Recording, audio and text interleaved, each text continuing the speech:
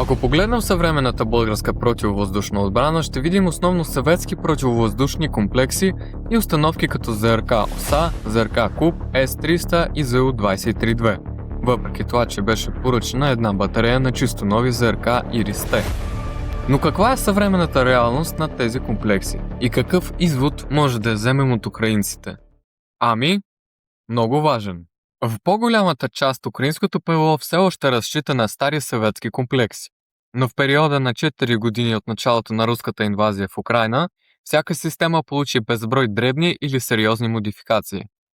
Но нека първо да направим кратък анализ, какви решения бяха взети за тази техника, която и ние притежаваме. В хода на войната се откриха безброй много недостатъци на различни системи. Ако започнем с ЗРК КУП, може да се кажат няколко важни неща. Броят на ракетите към ЗРК КУП е много ограничен, като и детайлите към него, тъй като комплексът е приет на въоръжение още през 1960-те години. Също така ЗРК КУП се оказа мало ефективен срещу малки дронове и крилати ракети, което поради така наречената модификация ЗРК Franken SAM, или с други думи ЗРК Франкенщайн, тъй като носи ракети Рим-7 Sparrow от американците. Но в медиите се появяваха и версии на преработеното шаси, използващо се като влекач. И причината за това е, че машината е фактически раритет, с малко хора знаещи се на нея и с малък ресурс за използване. Както и факта, че електрониката на тази машина е толкова стара, че вече не подлежи на ремонт. ЗРК С-300 стана бастиона срещу балистиката, ударите на авиацията и ракетните удари от големи дистанции. Неговият радар разчита движение на самолети и трудно, но вижда крилати ракети, но и той си има негови недостатъци. С-300 има широко применение. Той се използва срещу крилати ракети, не позволява на вражеската авиация да контролира фронта и частично се справя с балистиката. Но ето и недостатъците. С-300 има голям потенциал, но много ограничено количество, най-вече на самите машини, даже и от първите модификации. А липса на достатъчно количество С-300В и С-300ПМУ, които могат да се противопоставят на балистиката, е една от най-големите проблеми, както и много ограничен радиус на действие. Заради това в днешното време Украйна успешно интегрира множество западни радари в комплексите си и все по-малко използва съветските. ЗУ-23-2 се оказа също доста ефективна срещу така наречените шахеди.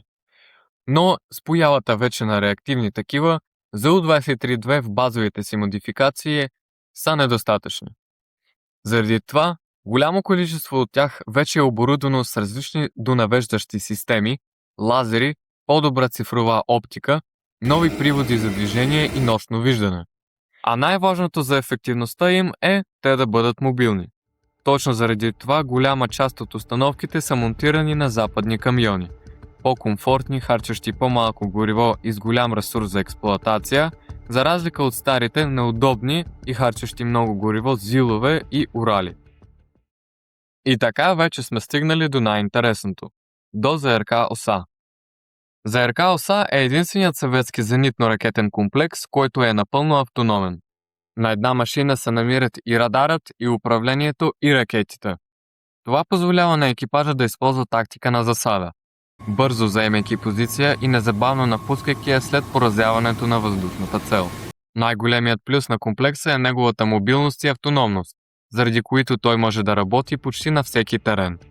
Въпреки че машината е доста стара, електрониката и радарът ѝ все още могат да засичат малки разузнавателни дронове, като например Орлан, и успешно да ги ликвидират.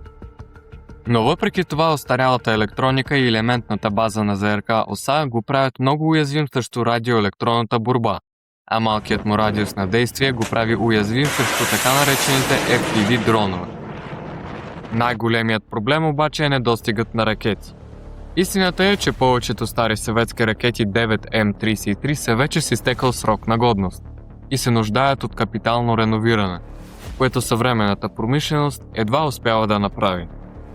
Решението беше намерено в импортирането на чуждестранни ракети 9М33, както и подобно на случая с ЗРК КУП, в интегрирането на съветския комплекс с американски зенитно-ракетни системи.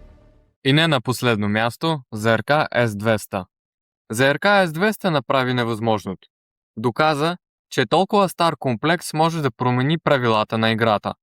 Този комплекс, който десетилетия наред се смяташе за силно остарял поради своята стационарност и огромни размери, се превърна в стратегическо оръжие, способно да поразява цели на невиждани досега разстояния. Именно благодарение на С-200 бе възможно ликвидирането на уникалните руски самолети А-50 и стратегически бомбардировач Ту-22М3. Нещо, което по-рано се смяташе за невъзможно за наличните системи за ПВО. Основният плюс на С-200 е неговата голяма далечина на поразяване – над 250 км за въздушни цели и до 600 км за наземни цели след новата украинска модернизация. Това направи комплекса ефективно средство не само за ПВО, но и балистично оръжие за удари по летища и складове. Съществен минус обаче остава трумавостта на системата. Пусковите установки се прикриват трудно, подготовката за пуск изисква значително време и сложна логистика, а решаващият фактор е мощният радар, заради който целият комплекс лесно се открива чрез разузнаване. Въпреки това, успешното завръщане на С-200 в строя доказа, че дори старата ракета е смъртоносна, ако бъде оборудвана със съвременен софтуер. Съвременната война изисква нови подходи. Тя разруши досегашните представи за бъдещето на военните конфликти, градени в продължение на десетилетия. 4 години от началото на пълномащабната инвазия в Украйна показаха, че традиционните правила не важат дори в противовъздушната отбрана. Днес ПВО се сблъсква с стотици малки, бързи, евтини, но силно деструктивни и масово произвеждани дронове. Старите концепции за ролята на авиацията и въздушния бой вече завинаги остават в миналото. Единственият път да бъдем готови за новите предизвикателства е непрекъснато да се адаптираме, да черпим опит от другите и да модернизираме нашите въоръжени сили. Благодаря ви за вниманието. Абонирайте се за още видеа.